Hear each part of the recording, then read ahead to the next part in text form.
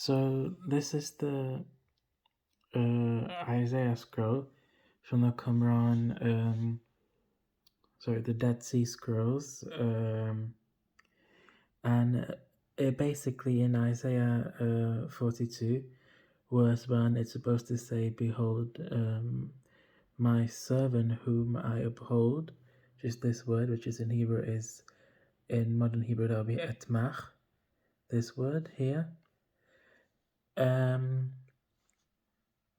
And apparently it's supposed to say Ahmad. In other words, here it is Hen Abdi etmach bo bahiri. And it's supposed to say Hen Abdi Ahmad bo bahiri. In other words, behold my servant Ahmad, my chosen one. And that's what they say, because apparently this word here, it's Ahmad, but I'm going to explain how it's not really, because first of all, there's two things that we need to bring into attention. This Dead Sea Scrolls are written in the Hebrew language, especially this one, the Isaiah scroll. It was written in the Hebrew language, so it is the same as the modern Hebrew text that we have. The Dead Sea Scrolls are not very different. Actually, they're usually most of the times they're identical to the modern Hebrew text that we have of the Old Testament. So they're not very different. It's the same. For example, look here. It says Hen abdi etmach bo bahiri, and if we go to the Hebrew, to the Dead Sea Scrolls, it says the same. Hen abdi, this word, bo bahiri. So it is the same. It's the same language.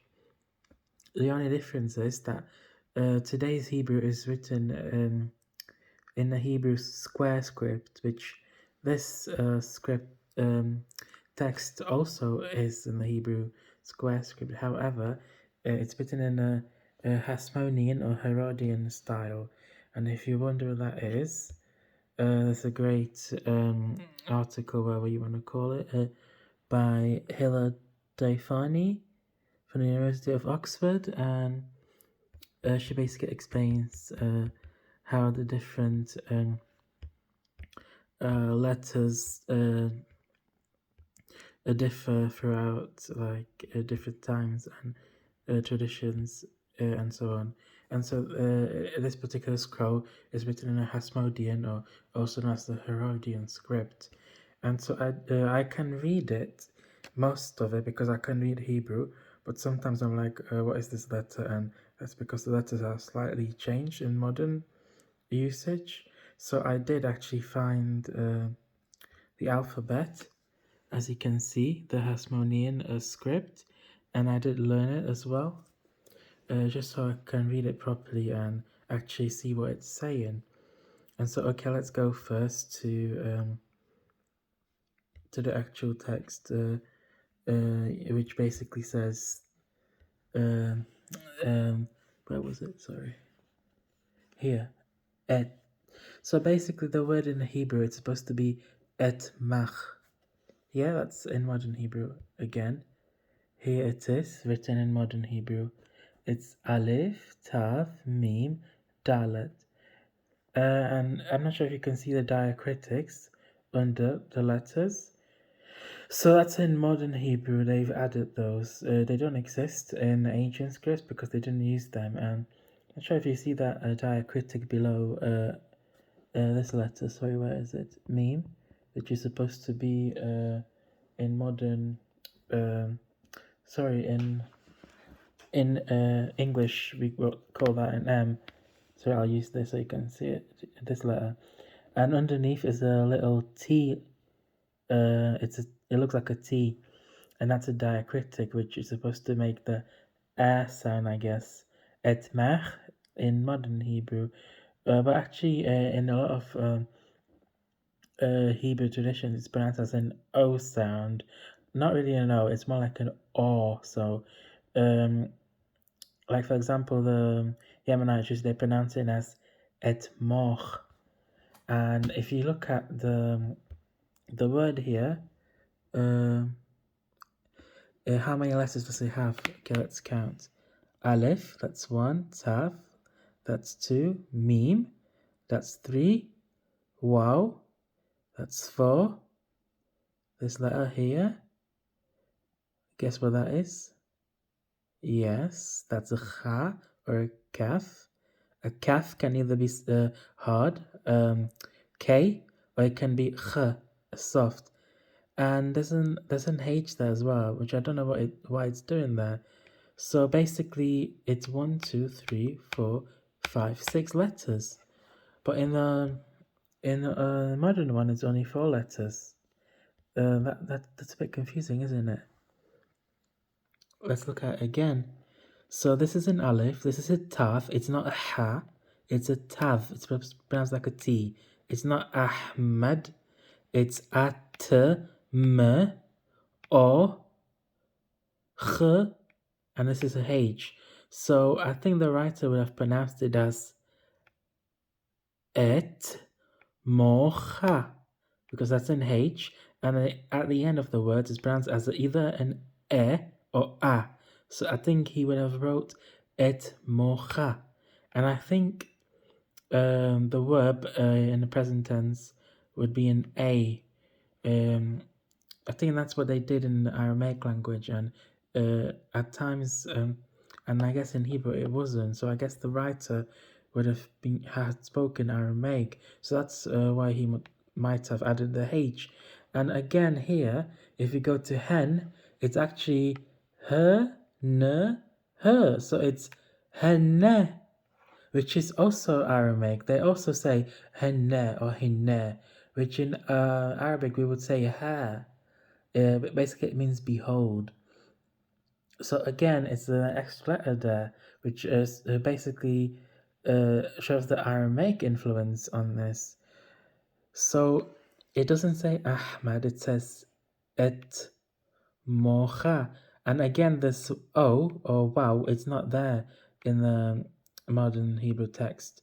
But as I said, the diacritic under the M, which in modern is etmach, is also pronounced as an O sound, like an etmoch. So I think the writer might have got confused, or perhaps that's how they wrote that sound in those times. So that's why they added the waw. So again, it's 6 letters. It's not 4 letters like Ahmed. And let me show you this now. Now, if the writer wrote Ahmad, he would have written it like this. This is an A, this is a Ha, this is a Mim, and this is a D. Ahmad. But look, does that say Ahmad? No, it says Atm U Ch A. Et Mocha. And just to show you, because I did look at the differences between the letters, this first letter, it's a H, as you can see, and it's a soft H, like at the word etmocha, the H at the end, which in Arabic will be this letter, and this is the ha. This is how ha is written, and I'll show you in the text how the writer uses this letter, known as ha, or in Arabic like this, which is used in the name Ahmad, which is a hard H. And let's look where he actually uses this letter. So et mocha bo, ba, so bo, b, ba, hi, ri. So this letter there is a ha, and this letter there, as you can see, is a ta. Do you see the writer uses the word in bahiri, which means my chosen, uses the ha.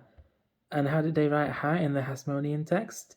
As you can see, with this letter, which is different from this letter down here, which is a ta. In Arabic, it's written like this. So can you see the difference? If you can, then you basically, I've made it plain clear that it actually doesn't say what they claim it says. So yeah, I hope this helps and hope this makes it clear that it actually doesn't say Ahmad. It says Et Mocha, which I guess would mean whom I uphold, because also it in the English translation it says whom, and I think the H also in Arabic as well they would add it to mean like him. For example, in Arabic we would say uhibbuhu, uhibbuhu. The who at the end means I love him, but in modern Arabic they would just say uhibbah, uhibbah, meaning I love him. And so in here, I think in Aramaic they also do that. They add the H at the end to mean that it's like whom or him. So et mocha. So I think that's what the writer tries to convey.